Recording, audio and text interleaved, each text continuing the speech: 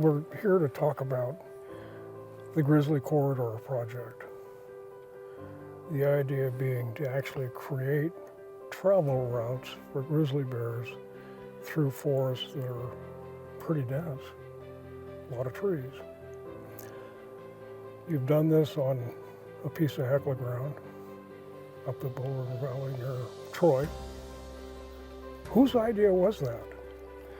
Well, the Hecla project originated from a conversation I was having with Doug Stiles when we were talking about firewising their properties in Montana. Mm-hmm. They own a significant amount of acreage here, and they're wanting to be a good neighbor and making sure that, that their properties, the fuels are treated on it, but Hecla being Hecla, also wanted to see if there was anything above and beyond they could do while we were treating their property. Mm-hmm. Particularly with regards to grizzly bear, if there's any way to enhance or maybe even create some habitat that would help in their recovery. And so Chaz came to us and said, hey, you guys should probably really thin this. I'm like, yeah, we should. And you know what we're trying to do here. Our goal for the facility was wildlife. Mm-hmm. And so we're like, what can we do to enhance it? What can we do through the thinning to essentially enhance the overall wildlife habitat of the area? So, and Chaz really kind of took that and ran with it.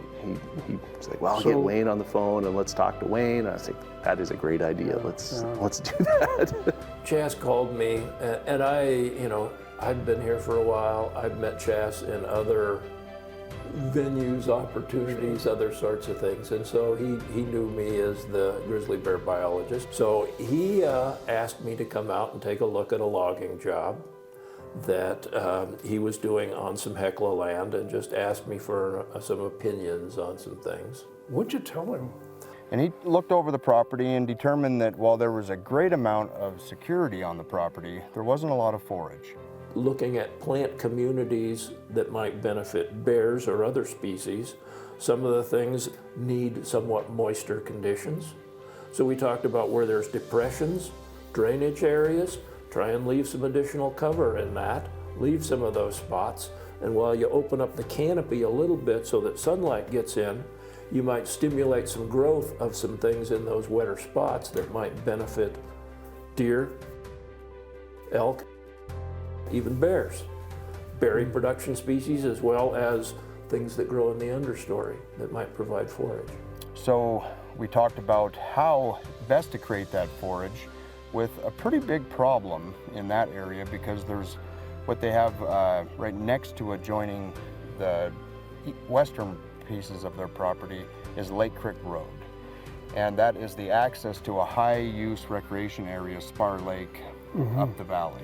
So you have a lot of traffic in there, and that's one of the things that the biologists were concerned about. Misidentification of bears during hunting season is one of the biggest problems that they worry about.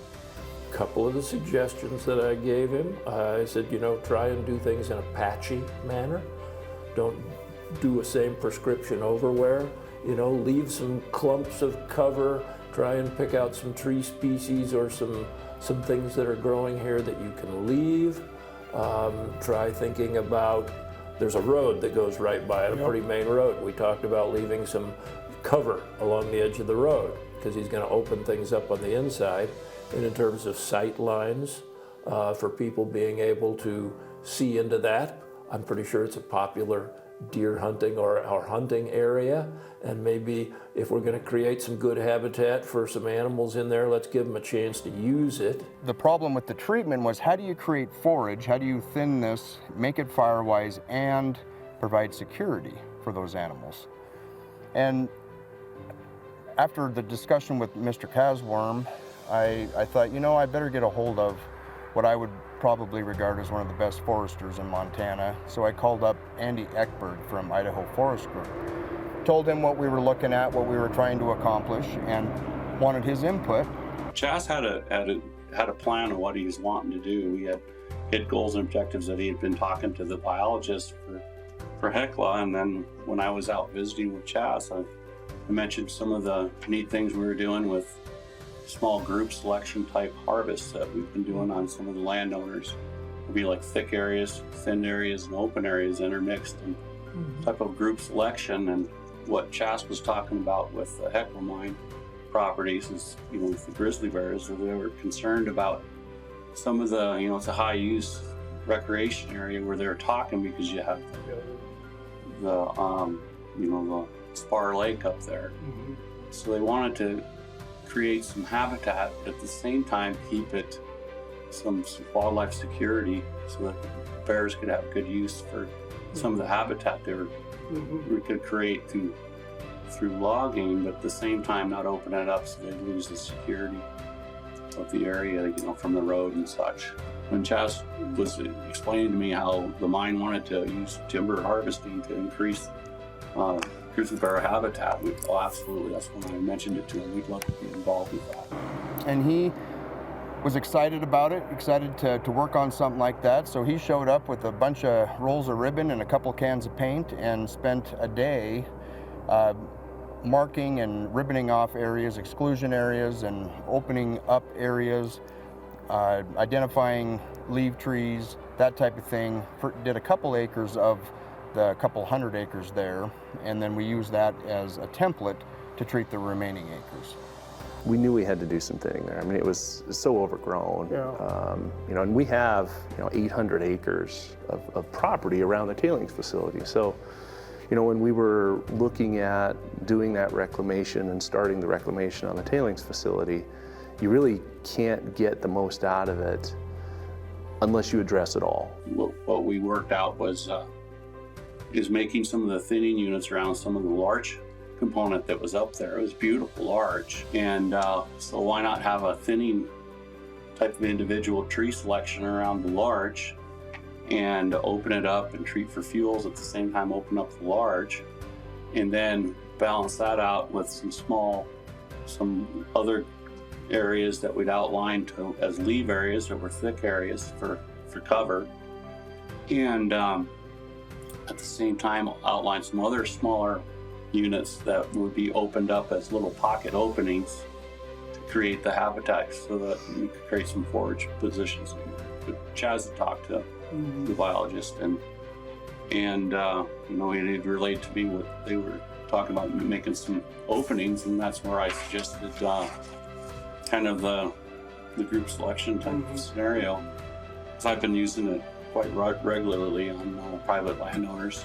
One of the things I always hear is they want to improve habitat, grow trees, sustainable growth, but at the same time they like big game hunting, and it's about combining landowner objectives and goals with the BMPs and doing it sustainably. You were telling me earlier that you actually have found grizzly bear tracks in the tailings.